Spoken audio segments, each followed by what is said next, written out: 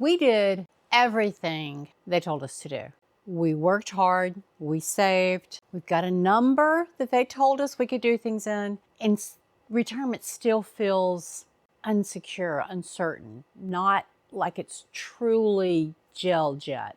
We're Gen X, and we were told what to do, and we tried to figure it out. Something is happening right now with us Gen Xers as we're beginning to approach retirement. Some of us have already jumped. Some of us, good for you, already had it together. Others of us, as we're approaching 60, thinking, oh, it's happening, it's coming. Am I ready? Am I ready? We're trying to figure that out. And many of us may not be 100% fully funded to jump, to transition, to move into this next phase of life without having to work. And that's okay, because we are freaking Gen X. We have reinvented so many things. The whole 80s music scene and the eyeshadow and the big hair and the glam rock, we invented that, okay? So we've got this retirement thing, but we're having to be crafty and creative with it. So some of us will be doing a 100% traditional retirement. Whew, it's over, done working, got a pile of money, gonna keep working. Aunt so-and-so died and left me set up. Most of us, however, are either going to have to continue working because we don't have quite enough. Maybe we got started really, really late. Maybe some of us haven't even started. Some of us may actually just want to keep working, whether it's for the enjoyment of the socialization, the structure. For me, it's a little bit of it all. I don't want to work outside the house unless I choose to take my side hustles and income streams on the road. Other than that, I want to set my own schedule. I want to do my own thing. If I want to work 4 hours a day and then take an entire week off to go solo camping, so be it. So be it. And by solo camping, I mean, dragging my husband along, kicking and screaming, because it's my thing, not his. God bless him. But with that said, we Gen Xers are having to figure it out again, not just how to prepare for retirement, but now that we're here, what is it going to look like? And the very first thing we all have to do is know how much money we need. If you're not already keeping a budget, if that's not been part of your management of your life for these last how many ever dozens, decades, you got to start now, because you need to know. No, it's not even a need to know. You must know. It is critical for you to know how much you're going to need every month of retirement. That is the only way you're going to be able to figure out if you have enough to fully never have to work again, or is there a gap that you need to bridge between, say, now, at the point you decide to retire, and the optimum age that you should collect Social Security. Most of us have never done this step. Retirement Reality Reset Kit and the Retirement Calculator spreadsheet. You have to know your number before you can make any decisions about your future. You don't want to go to retirement and realize you can't afford it. Let's figure that out now and see what life is going to look like later. Some of us, that could be as little as $500-600 a month. Others, it could be a bit more. Do you have debt you need to pay off? And now, while you're still working and you have the, let's say, the luxury of a reliable income, forever, how reliable jobs are these days. But this is where you need to start really focusing on cleaning up your own backyard, starting to live on your retirement budget, see what expenses can actually be let go when you're no longer having to work, and which ones you're going to have to bring in. If you retire before age 65, you're going to have health insurance. I don't know one person in this freaking generation who did I dropped my phone, who did a phenomenal job with making sure their health and their teeth and everything else was going to see them till the day they'd see them until the day they died. So with that said, you're going to have health insurance if you retire before 65, before Medicare. Hold on. And speaking of Medicare, something that I've learned over the past year and a half, since I've really been thinking about retirement, did you know what you pay, not just for Medicare, but on the Obamacare, ACH, health exchange for insurance policies is based on what you made for the 2 years prior. So if you're an extremely high earner, but you're just burnt out, and by high earner, I mean maybe you've just worked your butt off. Maybe you're a phenomenal nurse, or you're a professor, or you're a shift line worker, or you're an oil rig roustabout, whatever. Maybe you've just worked yourself to death, but you've made a lot of money. You've had a good time. You've spent a lot of money. You've got a lot of toys. But with that said, when you retire, those last 2 years is what your health insurance is going to be based on. I think it's called MIGA. Anyway, so not an expert on that. Y'all stick around till next month because I'm going to take us into a deep dive into the next 777 series. We're talking about the retirement in healthcare.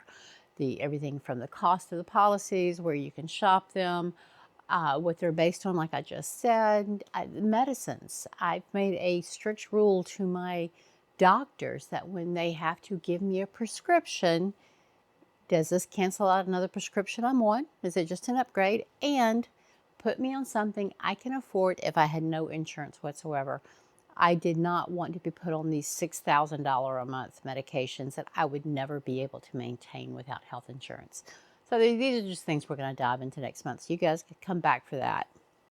Also, as we Gen Xers are beginning to really think about retirement and how much we have, how much we need, do we want to keep working, do we not? There's a couple of things that we need to pay attention to, because retirement isn't just a flip of a switch.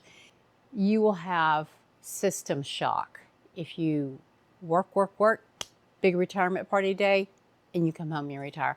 You need to. Okay, no. I need to transition into this different pattern of life. I do not want to come home and sit around for 6 months or a year not knowing how I'm going to fill my days, or finally getting around doing all those honeydew projects around the house, and then what? No, I've got lots of things I want to continue doing, and I bet you do too. So start thinking about and preparing yourself for this now. What will you do for social interaction?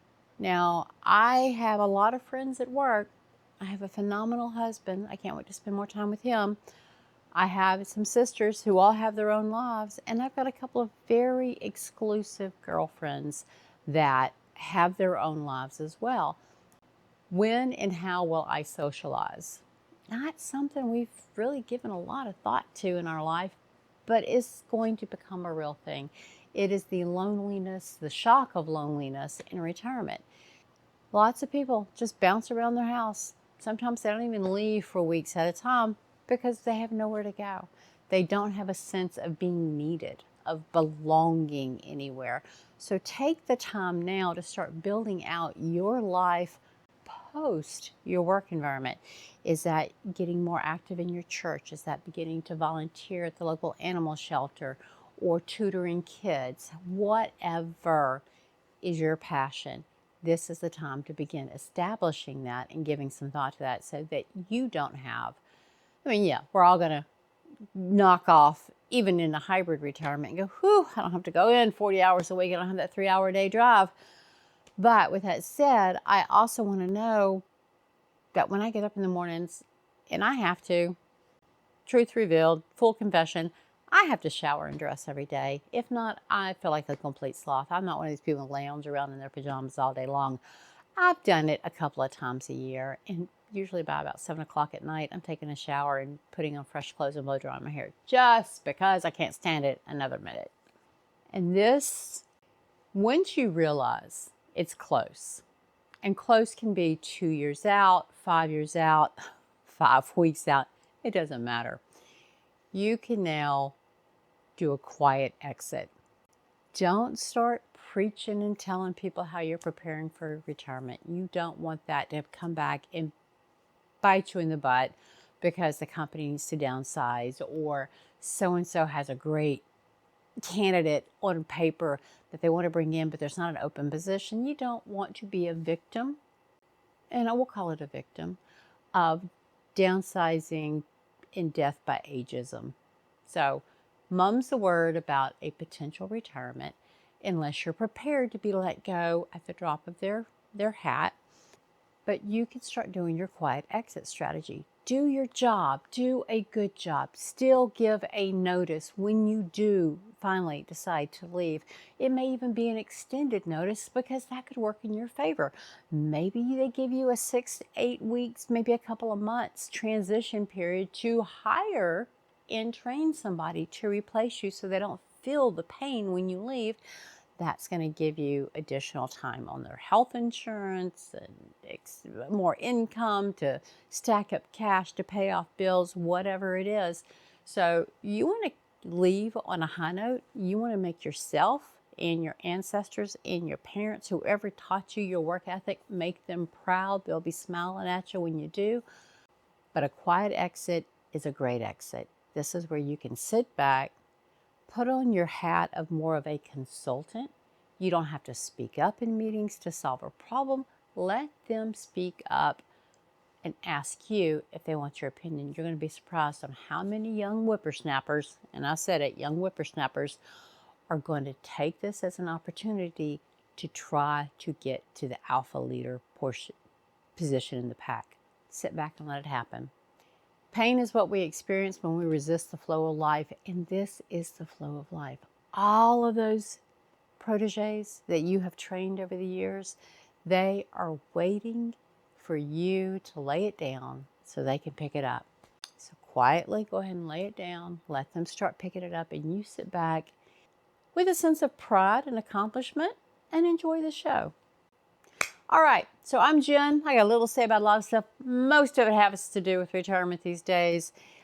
Like, subscribe, share, binge my videos. This is one of my side hustles. I do intend to continue this on many years to come. This is, I don't know, sometime in April in 2026. So if you're seeing me in 2028, check me out now because this is me now. I'm sure I've aged authentically. All right, I'll talk to y'all soon. Stop recording. Truth about retirement nobody told Gen X, version 2. We did everything we were told. No, maybe we don't need to say